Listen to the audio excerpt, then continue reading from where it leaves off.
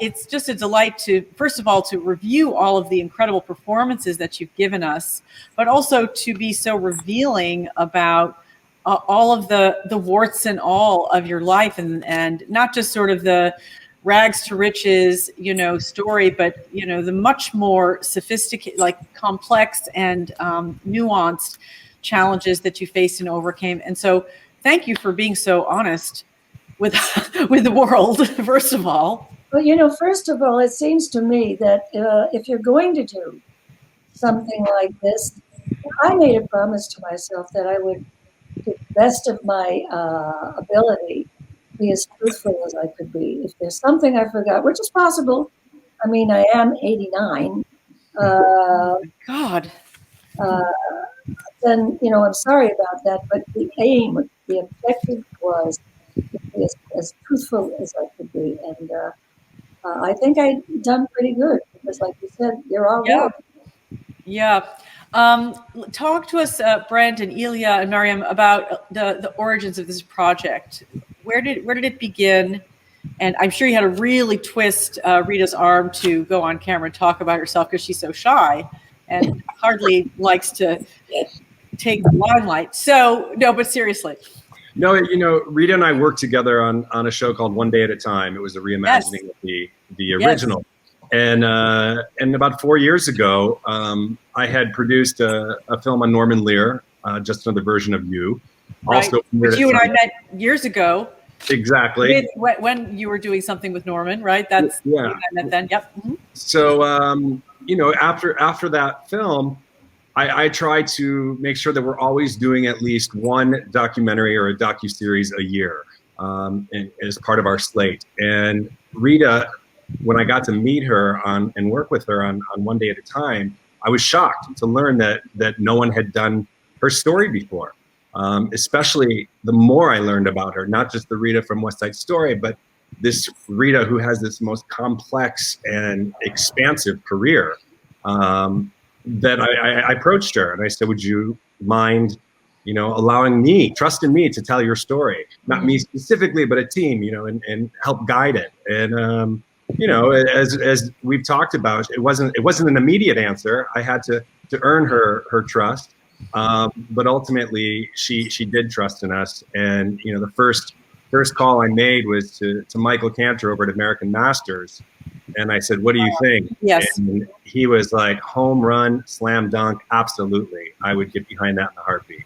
So that's kind of how it all started. And then with Mariam, it was really important to make sure that there was a woman telling Rita's story. And I talked to Norman about this at great detail. And we went out and we had a handful of treatments that were submitted on behalf of all these various directors.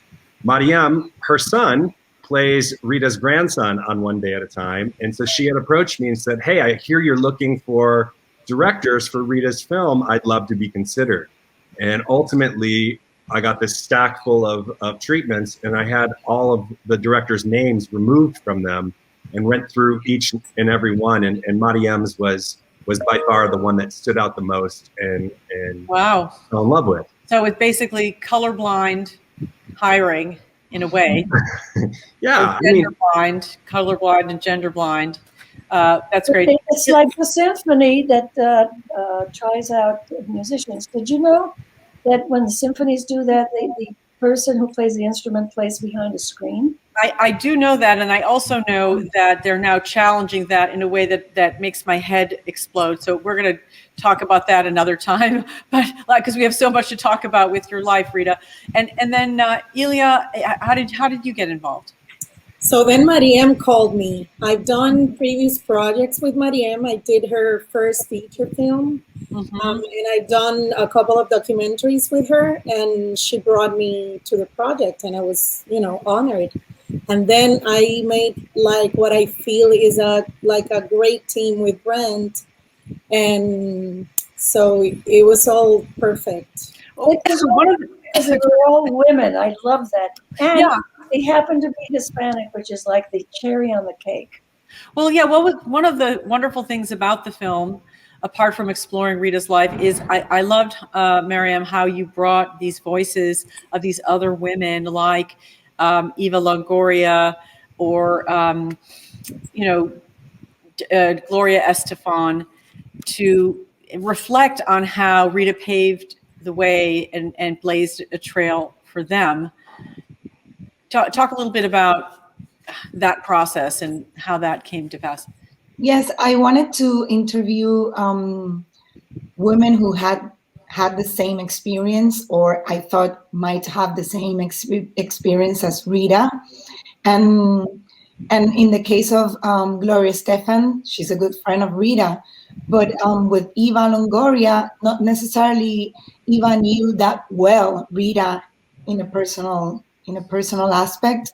But I thought it was important to show Eva's experiences because to me they were so similar to Rita's after so many years difference that it was important to be able to show throughout the people that we interview that similarities, even though they weren't necessarily people that knew her, it was things that they had in common, and I think that brings another layer to the documentary. Mm-hmm.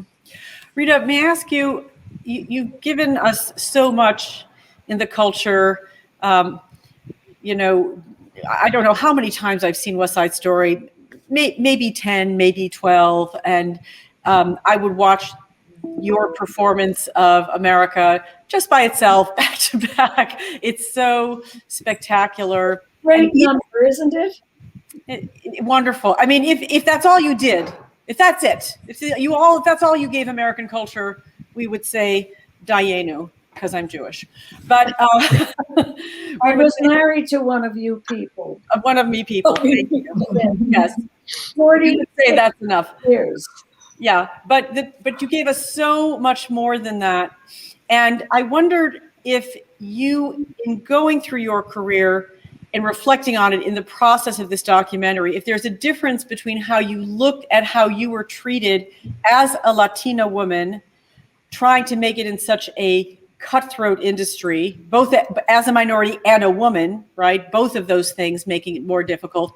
And if you view that differently now than when you were actually experiencing it as a younger actress. I don't view it any differently now because it's I'm ashamed to say it's still the same problem. It's the same damn problem. It's amazing. And, so far we are the community that still doesn't have their wonderful big movie. Where's our Moonlight? Where's any number of these wonderful movies that the Black community has successfully, as I admire them, done with their careers? It's wonderful. Why is this not happening to us? It's just so disgraceful. It's so discouraging. I don't know what the hell's going on.